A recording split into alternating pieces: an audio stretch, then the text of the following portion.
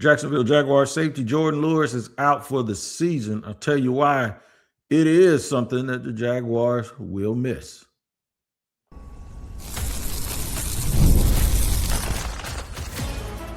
You are Locked On Jaguars, your daily Jacksonville Jaguars podcast. Part of the Locked On Podcast Network, your team every day. There's a fact that it is your team every day here on Locked On Jaguars. We thank you for making us your first listen. Glad to have you. Shout out to you if you're an everydayer for joining what is the number one sports podcast network, and that is us here on the Locked On Podcast Network.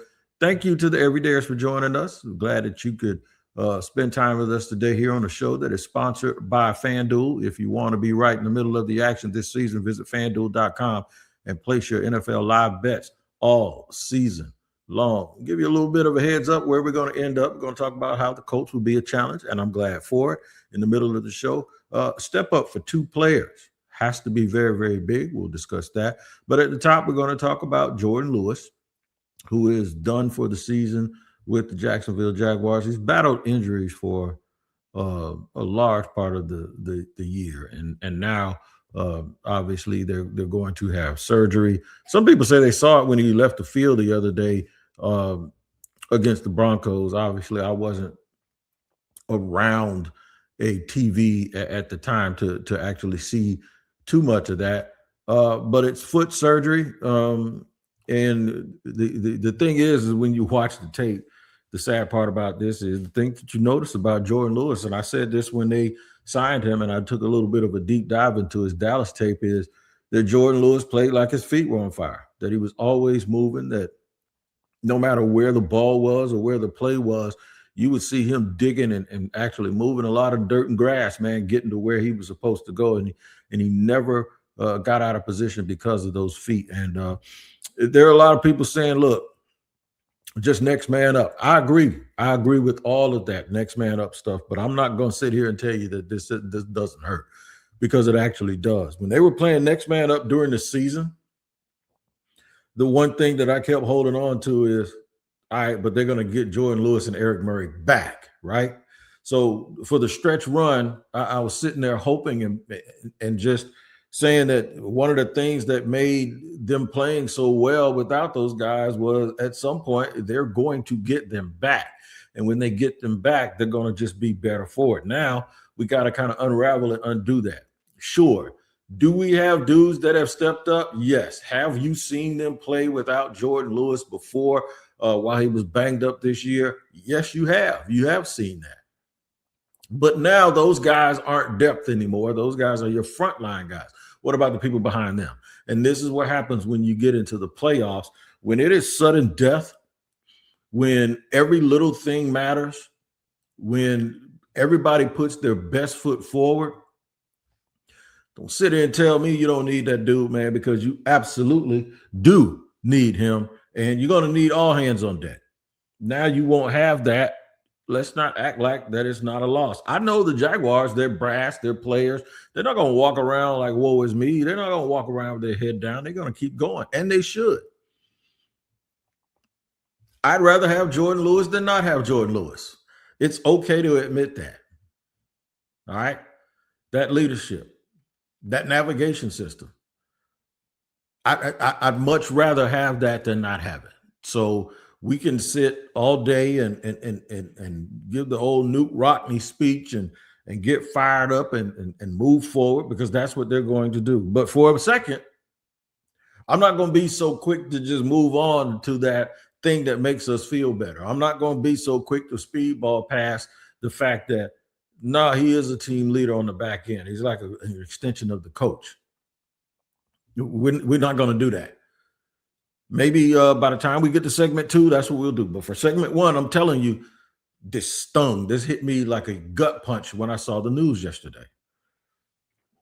And I can't deny it. I was sitting here bragging just last week that they were getting healthy. And because they were getting healthy, they were getting guys all healthy at the right time as they were making this run. And I was just saying just last week that this is a very fortunate thing. A lot of times when you have the injuries that the Jaguars have, it costs them a little bit more. It didn't cost the cost for those guys being banged up.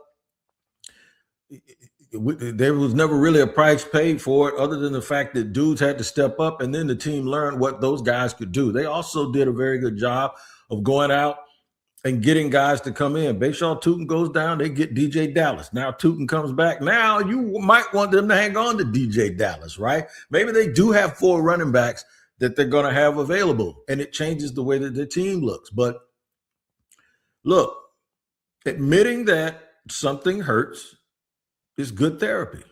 Yeah, we don't have Jourdan Lewis. It's going to hurt. Now we have to move on. Sometimes we move on too quickly and we don't grieve appropriately, right? And then you end up crying about it later when you thought you were just speedballing past it. No, it hurt. He was one of the guys I was looking forward to being on the field making a playoff run. Because these games now are going to be, it's going to get different. It's going to get a lot different than the regular season where you still have another chance to fix stuff. There ain't no chance to fix anything, and you want everybody to be available, and he's not going to be available. So now you make the adjustment. And it's critical that guys step up. Y'all ain't as good. The backups aren't as good as he is. But you have to be. Now you better play like it. You better not sit here and feel sorry for yourself. You better go out there and get it. Let's not ignore what his loss means. Let's try to use it and build on it and make it that much more important that everybody understands exactly what they need to do. At least they still have Eric Murray back there. Y'all can't tell me y'all been watching this team during the win streak and haven't been telling yourself. Sometimes the coverage gives you a little bit of stuff to think about, and guys are running too wide open. I know you've been saying it because you've been tweeting it to me for almost 2 months. I know you've been saying it because people have been saying, I've been trying to get people to not focus on free agency in the draft, and the thing that people keep talking about is how we need a safety. I know it. Just admit it. It sucks. Once you admit that it sucks and you realize guys have to play better, then you move on, and then you start talking about what has to be done when those guys get in the game. It's the same stuff you've been seeing all year, but now it's just going to be magnified and amplified. And now you really can't get another guy banged up because every team you're going to play can exploit that. I'll tell you who the dudes are. You all know who they are. Jarring Jones, right? 26, Johnson. If they go to big nickel, Dewey. Eric Murray has to stay healthy. All those guys, they just got to step up. Jarring's playing outside, but I'm glad Monteric is there. And now this is going to make the other acquisitions that they made and seem very, very important. I'll give you a saving grace, though, in just a second in segment 2 and tell you why the Jaguars are in about as good a shape as anybody when it comes to having to deal with these injuries. I'll tell you why in just a second.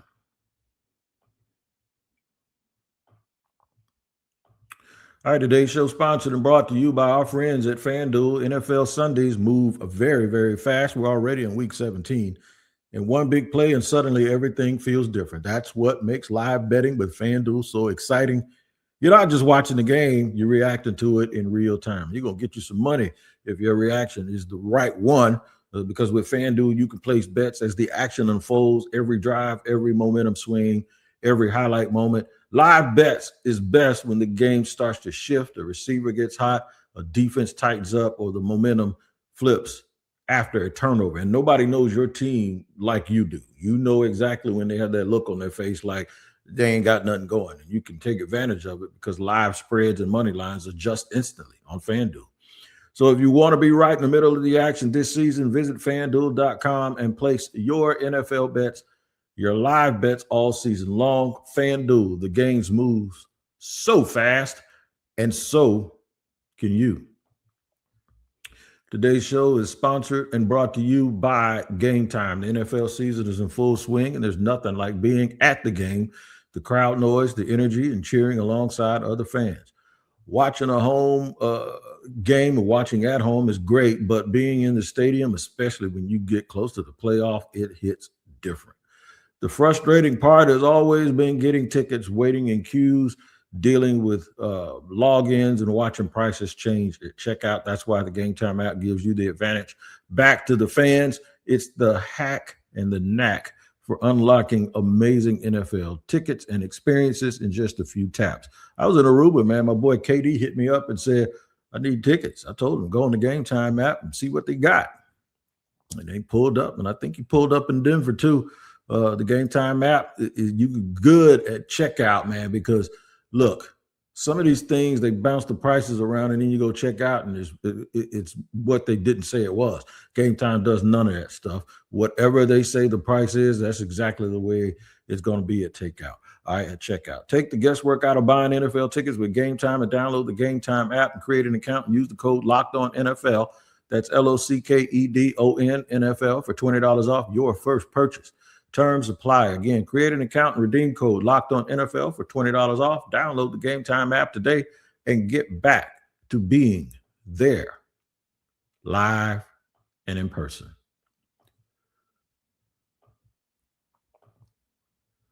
All right, moving and grooving here on Locked On Jaguars, where it's your team every day. Talk about the loss of Jourdan Lewis for the rest of the season. He'll be back next year along with Travis Hunter.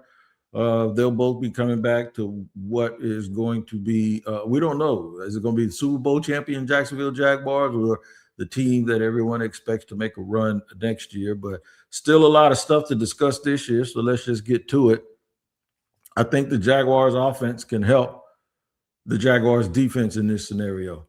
Get out to big leads, man, score points. And that's exactly what the Jags have done. I think it's 32 points a game. But over the last 6-7 games, that's what they're averaging, 32 points a clip. And that's good enough for anybody to win, right? But particularly in this case and situation where the front end of the defense works well with the back end, now that the Jaguars have been able to generate a lot of pressure in a lot of different ways, we all know they're the number one team in the NFL against the run. In the playoffs, it comes down to being able to cover people and make sure you can, thwart those possessions. So Bo Nix had some success in Denver against the Jags. But the thing is when you're out ahead and you're out front, you can bend but don't break.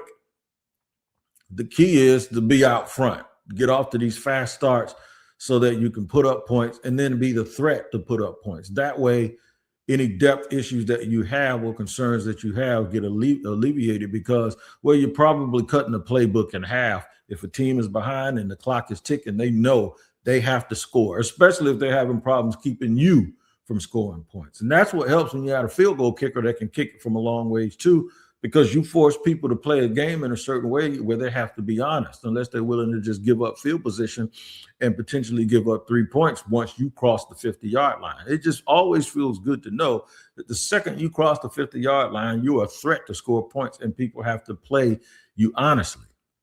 That's how they're going to be able to help the guys that have to step up. But the main two guys that I believe have to play well are Antonio Johnson and Dewey Wingard. I know Jarian Jones' name has come up a lot as being a rallying cry for the dude that has to step up the most. Jarian's already stepped up, though. Jarian's been fine. Jarian's been getting credit in the locker room and shout-outs and attaboys from Coach Liam Cohen. And I think saying that he has to step up, he's already one of the things, in fact, outside of Jourdan Lewis, to me, it's been Jarian Jones. He's been the best player in the secondary this year, in my opinion. I know a lot of people were screaming for him, man, get 22 off the field and all that. I didn't know where that was coming from other than just folks just not thinking he's a very good player instead of just watching it unfold. The kid is intense. He can play in the slot. That's where he thrived in college, but he also can play outside because of his attitude. You hear me brag about guys like Cam Britt-Taylor, the way that they play the game. And I know Britt-Taylor didn't have a great year this year with the Bengals, but he's that type of guy where he competes every single play. And even when he doesn't stop the ball from being completed, he makes the throws more difficult. You rarely ever see him just flat out beating on a play. He's also a sure tackler. He's a good professional defensive back, cornerback 2 type defensive back with the versatility and with the professionalism and the attitude that he's going to get it done. Jourdan Jones ain't somebody I think you can pick on. I mean, if you got a great player over there, yeah, the ball's going to beat you. He's going to catch some balls, but I don't think he's the type player that you can pick on. You know, beggars can't be choosy. Everybody's not going to be Derek Stingley. But what he is a super, super competitive player. He probably is very, very complimentary to the other corner in Houston outside of Derrick Henry, the kid from Georgia. That's kind of who he plays like, just that toughness that you can't put your finger on. So the two that I'm more concerned with are Antonio Johnson, who is obviously outplayed what people thought about him, and you could have saw that coming based on any offseason. They were promoting, every promotion had Antonio Johnson, had number 26 right there in it. And that means that he was doing something behind the scenes that they liked, and they knew it. He's gotten better at coverage, but his thing is really coming downhill and tackling people and being physical in that box. But he's also gotten a lot better in coverage. And Dewey Wingard, Dewey's been Dewey. He had a tackle that he missed against R.J. Harvey. That's the kind of stuff you can't do because people ain't going to forget it. I've seen a lot of people bouncing off R.J. Harvey yesterday in Kansas City too. But still, what other people do, it doesn't matter. It's all about the Jaguars, and Dewey has to make those tackles. I like when they bring him down in the box and they blitz him off the edge, and sometimes he's even getting tackles for losses. And there are times when he's even a Johnny-on-the-spot hero for this defense. But it's going to mean a lot now. The good thing is they got 3 guys to rotate on the back end between him, the 2 I just mentioned, and Eric Murray. And it gives you a shot to get Rayon Lane, even who's a special teams demon. Probably should have been a Pro Bowler for the special teams, but we've been going through that for a while. But still, what it is for me is guys just got to keep stepping up, and you're going to miss Jourdan Lewis, but now is an opportunity for people to do what they've been doing all year, and that is next man up. The stakes are just much higher now. The stakes are just much higher now. So I'm looking forward to it. I'm sure they're looking forward to the challenge. But there are things that you can do around them that can help them. Getting those sacks, putting them behind the sticks, doing some things in coverage if you're ahead and you know the clock is on your side when you're in front. Keeping field position the way it's supposed to be. Limiting your mistakes, taking advantage of each and everything. And basically I'm saying just play Jaguars football, me versus me, and hopefully you'll be fine. But as you get deeper into the playoffs, teams will try to attack you where they believe you are weak. And anybody that watches the Jaguars defense will tell you that the shallow in the middle of the field and the secondary is something that even if statistically it doesn't iron out that way or shape that way, that's what you think it is. That's what a lot of the fans think it is. A lot of fans seem to still think that they need interior defensive tackle. They might need an interior defensive tackle, but the thing is they're number 1 in the league against the run. So what makes you think that? Because they don't get pressure up the middle in the passing game? You see, there's often sometimes stats don't show what it is that you feel. And that's why there's a little bit of a stretch as to like, okay, what is the real problem versus what does it seem like the problem is? And we all know that, but usually your gut feeling is right. If you watch each and every game, you kind of know what the weaknesses of the team are. I'm going to tell you why I believe this game tomorrow with the Colts, or this game Sunday with the Colts, it will be a good challenge, and I'm glad for it. I'll tell you why in just a second here on Locked On Jaguars. The holiday season is one of the best times for sports, bowl games, big basketball matchups, playoff pushes, coaching changes. It's all happening at once, and while we're all making choices every day, one of the most fun places to make the right call is Prize Picks. Prize Picks is the easiest way to get in on daily fantasy. Just pick more or less on at least 2 player projections, lock in your lineup, and you're in the game. It's simple, fast, and available in 45 5 states, including California, Texas, Florida, and Georgia, the big dogs.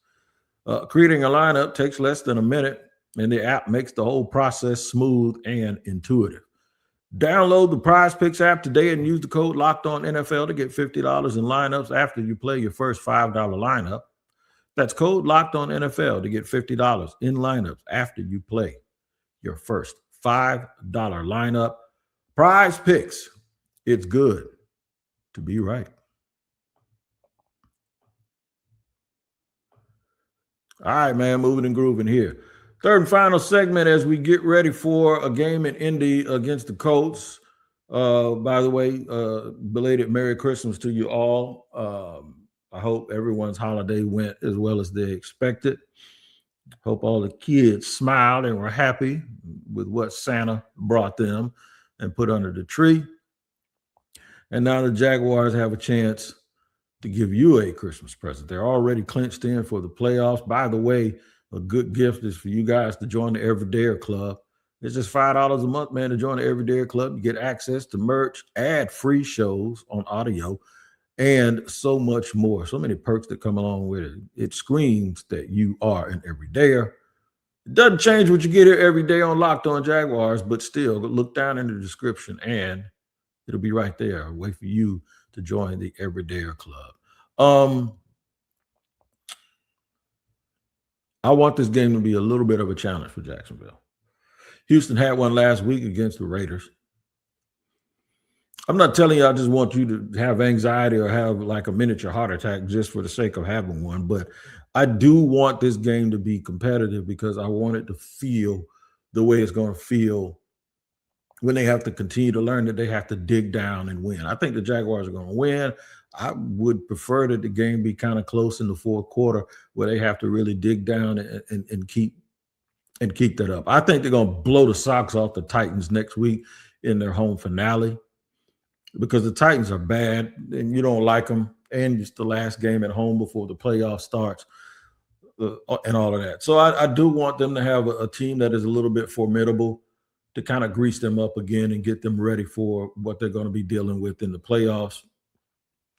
And I think they can handle it. Similar to the other night when the Colts were playing a very competitive game against the 49ers and ended up losing by a couple of scores. The 49ers were never in danger of losing, but they had to be on their P's and Q's and play a tough game. And I think that's what the Colts, at least from a personnel standpoint, the Colts can do that. And I fully expect them to. Just another reminder that you just need to keep your eyes on the prize and keep pressing towards the mark and never feel that you arrived if you're Jacksonville. Of course, the Jaguars want to win out the last 2 games to get them to 13-4. It looks more and more as if one of those other 2 teams, well, Denver might not. Denver might lose next week to the Chargers and then not even be the AFC West champions. Whoever wins that game, if the Chargers win tomorrow, or Sunday, whoever wins that game between Denver and the Chargers is going to be the AFC West champ. And unless the Patriots do the unthinkable and lose to either the Dolphins or the Jets, which I don't believe they are, the Patriots are the number 1 seed, I believe. And I can absolutely just check that right here while we're talking. Yeah, it looks like if Denver is the 5, Pittsburgh's probably going to be the 4. Okay. Here it is. Playoff picture. Broncos, if they went out, they are the number 1 seed. So that is a correction. The Patriots would lose the common games tiebreaker to Denver. So Denver is actually playing to be the number 1 seed if they went out. All right. The Jaguars, they're clear favorites for the AFC South. The Steelers, because they beat Detroit, who's eliminated in the playoffs, the Steelers look like the 4 seed.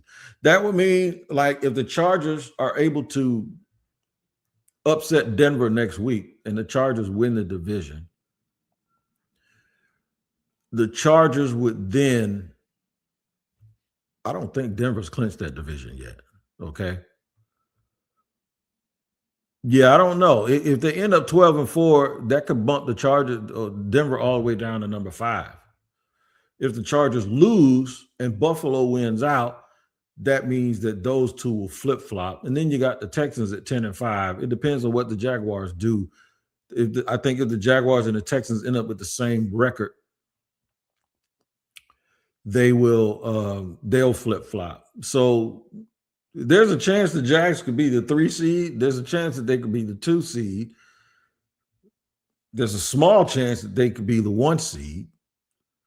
But they could also be the 7th seed, if I'm not mistaken, if they all end up at 12-5 for somehow, unless the Chargers end up tied with the Jaguars at 12-5. If they lose to Denver, then the Jaguars will be the 6th. But so all of this stuff is really going to take shape here over the next game, but then we'll still be looking at it a little bit next week to see what happens because the games still have to be played. But the Jaguars could host the playoff game and then they could go on the road.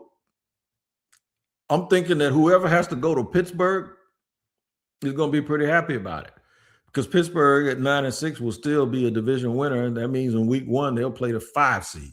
So the 5 seed could be anybody. And 9 times out of 10, whoever's the 5 seed is going to be favored to beat the Steelers.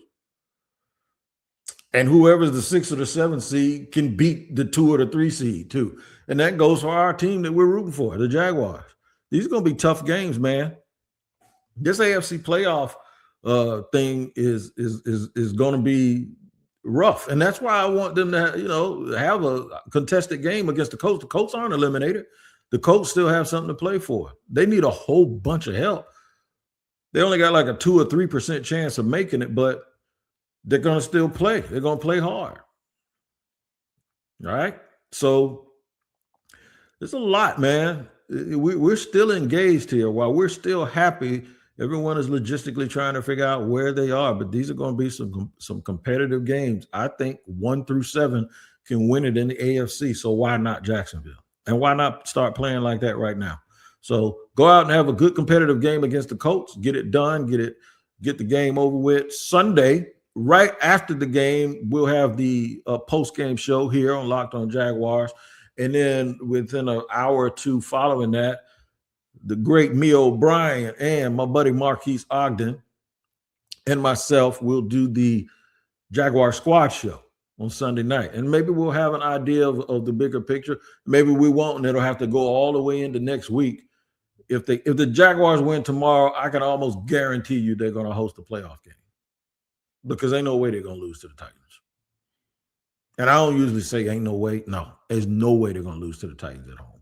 So get to 12-4 tomorrow and then go ahead and count on a good, hard work week to get ready to beat your sorry rival in the Titans and get to 13-4, and then we'll see what happens after that. But spot the ball because that's what we're all about here on Locked On Jaguars. You guys make sure you tap into the Everyday Club. The instructions are right down there in the description, and we'll be here Sunday after the game. We'll see you later, man. Let's just get ready for it. Let's get ready for it and start winning. That's all we can do here on Locked On Jaguars. See you Sunday.